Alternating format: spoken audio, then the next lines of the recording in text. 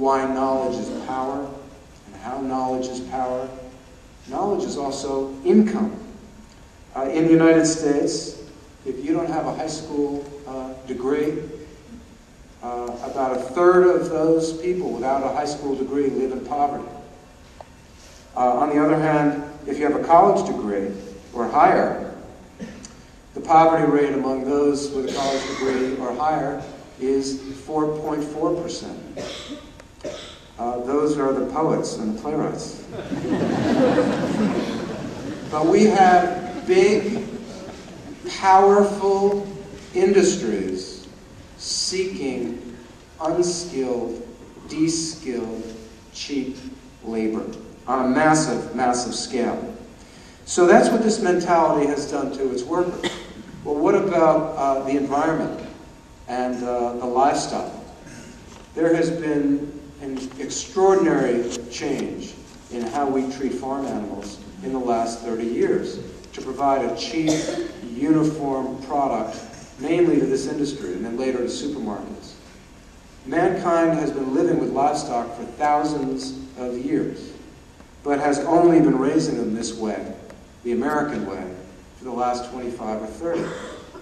And again, you won't see this in the KFC ads. Chicken today are being raised in buildings that contain tens of thousands of birds, crammed so closely together you just cannot believe it. These birds are deposited in these buildings the day they are born, and they leave the building the day they are to die. In between, their lives are miserable. They have been bred to develop extremely large breasts, and they are being fed a high-protein feed so that they grow incredibly quickly. And among American poultry, there is now something called flip-over disease. Flip-over disease is when a bird's eyes suddenly widen and they flip over and they die. They're essentially having heart attacks from being obese. And what happens to the birds, which are a certain proportion of that flock? Well, they're turned into feed, and they're very frequently fed to other birds. It's a cheap, convenient form of protein, and it just so happens that some of the companies that process chicken also make chicken feed. Very cheap, speedy, convenient. The modern hog farm is like something out of a dystopian science fiction film. It's maybe like the scene in The Matrix where all those embryos are plugged into the machine. Hogs are very intelligent animals. Many people think they're more intelligent than dogs. And they have an emotional life. They're sensitive creatures, and I eat meat. These hogs are crammed into these hog houses, tens of thousands of them. The conditions are so crowded that they become aggressive and bite one another, which is completely unusual behavior for these hogs.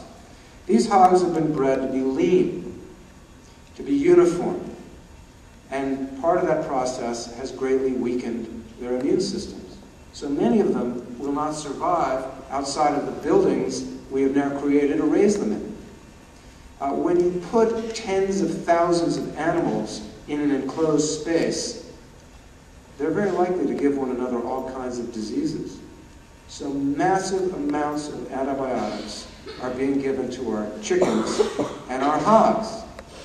In fact, 65 to 70% of the antibiotics in the United States are being given to livestock in their feed to prevent these epidemics, but also, they don't know why, but for mysterious reasons, they grow just a little bit faster when you give them antibiotics. What about our cattle? Well, you'd think that the cattle were out on the prairie eating native grasses with a couple of cowboys on horseback looking after them. Well, I visited a modern American feedlot in Colorado. I saw a feedlot that houses 125,000 cattle in one space. 125,000 cattle. It looked like a sea of fur. We've been eating beef for thousands of years. We've never eaten this beef before, just in the last 30 to 35 years. Each one of those steer produces 50 pounds of waste a day. Out on the prairie, cattle will deposit their manure and walk away. They don't like to stand in their own manure. And the way the ecosystem works, that manure fertilizes the prairie. Well, when you have 125,000 cattle in one space, they wind up standing in one another's manure. And that one feedlot that I saw produced about the same amount of waste as the cities of Boston, Denver, St. Louis, and Atlanta combined. Huge amounts of waste. Every one of those steer, just about every one of those cattle, has anabolic steroids implanted in their ears. Why? It just makes them grow a little faster. And what's so interesting about this to me is that if you're an athlete, you could be banned from the sport for using anabolic steroids. If you sell anabolic steroids to other people, the DEA could put you in prison. Why? Because we've found that using and abusing anabolic steroids is really bad for your health. And what's interesting is these cattle often have exactly the same steroids that athletes try to abuse implanted in their ears.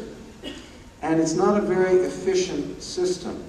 And as a result, some of those hormones are excreted in their manure. Now what happens to this manure? Well, we're talking about, from our factory farms, 3 trillion pounds of manure a year from all these factory farms. And there are not sophisticated waste treatment plants like American cities have. There are gigantic pits that are euphemistically known as lagoons. Not the kind that you want a lawn chair and a daiquiri by. We're talking about just gallons and gallons of the most disgusting stuff imaginable. Well, these lagoons leak, and that is why the factory farm runoff is now perhaps the largest source of water pollution in the United States. And it's science fiction what they're leaking. They're leaking not only the manure, but they're leaking antibiotic residues, they're leaking heavy metals, because chicken are now being routinely given small amounts of arsenic in their feed, and they're leaking the growth hormones. And studies have found that fish downstream from some of our feedlots have deformed sexual organs from the runoff of hormones. There was a study that came out last year in Denmark that suggested the use of hormones in meat in the United States may be responsible for our elevated levels of breast cancer, of prostate cancer, and for early onset of puberty in girls. These hormones are banned throughout the EU. You cannot use them in cattle.